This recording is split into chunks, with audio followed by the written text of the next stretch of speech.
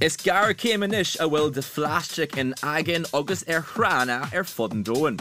Tásúil ag the filling station siopa écólaíoch nua in Aileamh dul in lech leis an bhaib a Gundé agus I gcathair na Gaillimhe. Tá sé an amógí na Aileamach mar oibríonn sé go ddíreach. For a customer who's coming in for the first time, how does it actually work?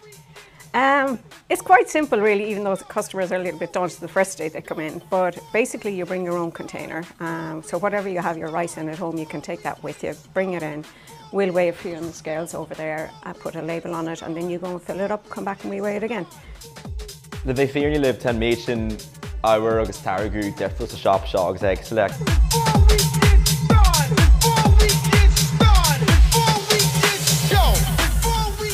Gus mas dinne éonar acuin mat cónaí art leathaon sa bhaile, ní bheith art mar hampla na calóga áhar seo ceannacht agus mala mór dá, is féidir leat sé just the chud hain a ghlacuún seo agus ní bheith aon waste done. So when you to miss a hon, cin mud around it.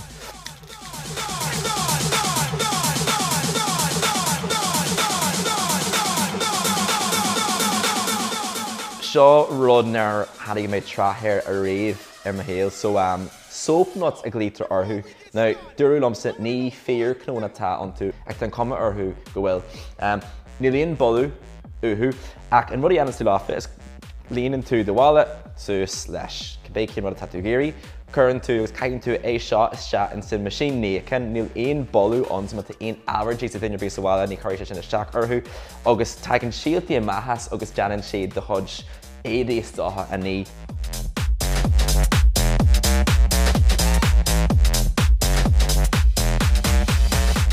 What's got Jaren she sminchi is fire ta honest sminchi ata ain't simply or fire. Cundin Roddy is anthem sa shop a shot is and rod shot. So Jaren and shot fill your water bottle filtered water.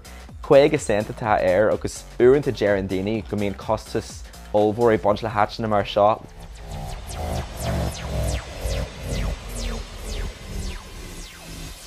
Agus mar the lifeshkinch block TG Carla Garage to moon cups fighting shop on you. Come on. Then what kind of reception have you gotten from customers so far? It's been amazing. Far surpassed what we expected. Like we've been really busy in the 3 weeks that we've been open, but one of the things that we didn't expect was the amount of people that shook our hands, especially on the first day and said, thank you for opening this store. And we weren't expecting that level of appreciation.